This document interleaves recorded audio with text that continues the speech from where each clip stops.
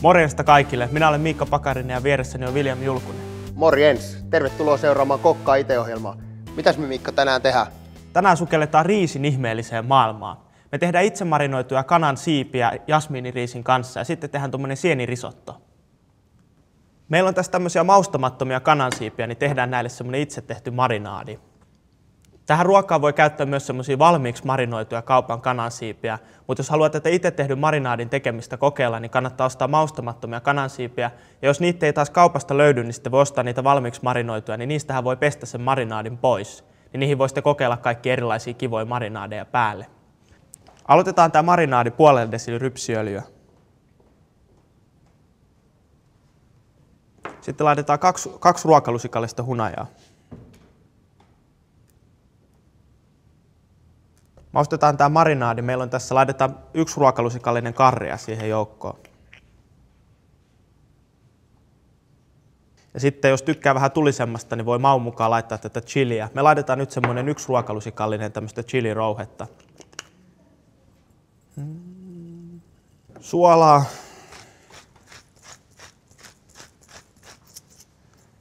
Ja pikkasen pippuria. Sitten laitetaan vielä pikkasen sitruunamehua, antaa siihen vähän hapokkuutta. Sitruunasta saa parhaiten mehun irti, jos sitä sitruunaa vähän tälleen kämmentää pöytää vasten tässä pyörittelee, niin se pikkasen pehmenee ja sitten sieltä saa puristettua enemmän mehua irti. Laitetaan semmoinen pieni loraus tätä sitruunamehua. Jos sitruunamehu voi puristaa tästä tällä tavalla sormien läpi, niin sitten jos sieltä tippuu siemeniä, niin ne siemenet jää tuohon sormiin kiinni, eikä tipu sitten tonne ruokaan.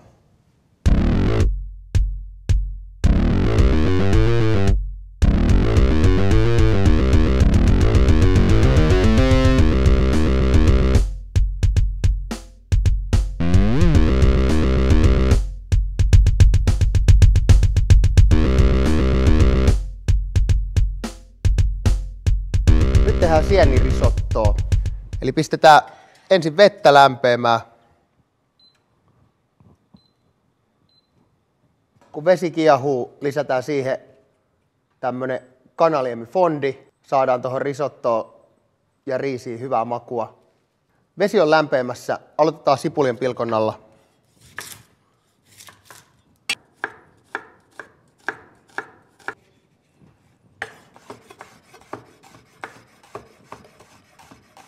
Sitten laitetaan tähän risottoon vielä 1 kynsi valkosipulia. Sipulien pilkon aikana vesi on kiehahtanut. Kaadetaan niin sieltä kattilasta toiseen astiaan. Voidaan tätä samaa kattilaa käyttää sitten risoton kypsennysastiana. Lisätään tänne kiehuneen veden joukkoon tällainen kanafondi.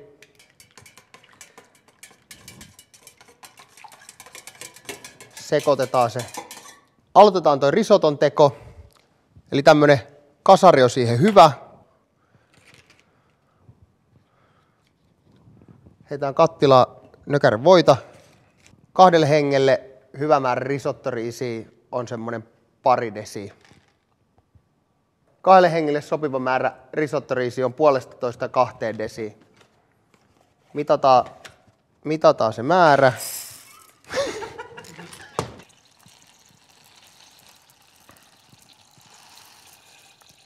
Risottoriisin rakenne ja maku on oikein hyvä just nimenomaan risoton tekemiseen.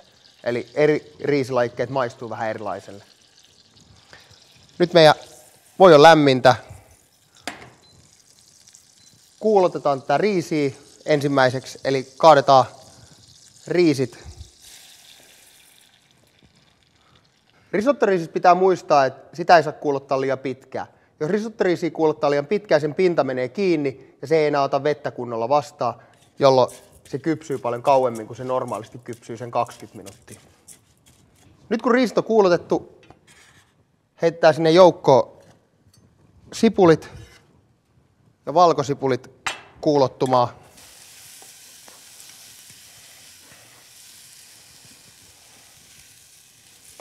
Kun riisi, valkosipuli ja sipulit on kuulotettu, aletaan lisäämään tonne riisin joukkoon hiljalleen kanalientä.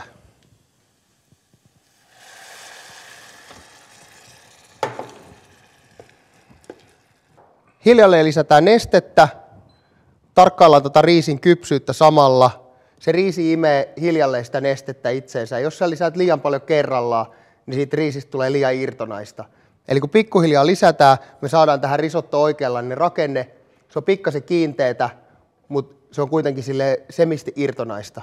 Eli risottosta ei saa tulla kökköä, mutta ei sellaista, että se levähtää lautaselle. Laitetaan riisit meidän kanoille keittymään, eli 2 hengen annokseen semmoinen 1,5 desiä riisiä ja 4 desiä kiehuvaa vettä. Tänään käytetään tämmöistä jasmiiniriisiä.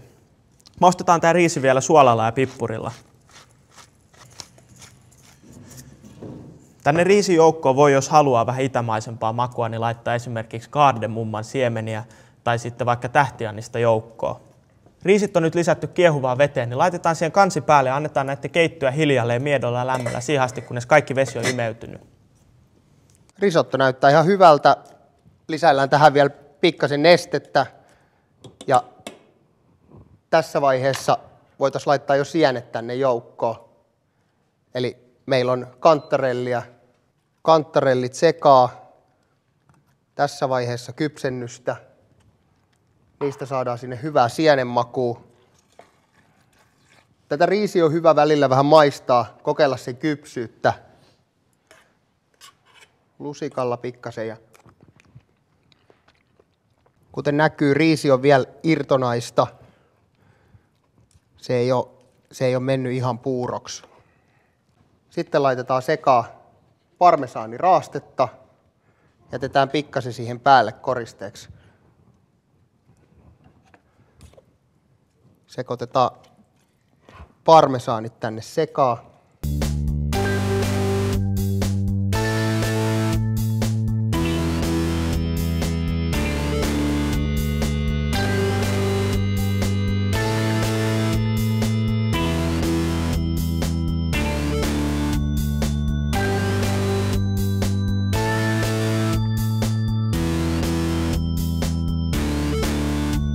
Semmoisia annoksia tällä kertaa. Me jäädään tänne maistelemaan, mutta mitäs Viljami ensi kerralla?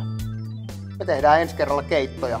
Vähän lohikeittoa, punajuurikeittoa ja sitten vielä perunapurjokeittoa. Ensi kertaa. Morjesta. Ensi kertaa. Morjens. Sienirisottoa. Mä haluan maistaa tätä. Mä haluan näitä siipiä.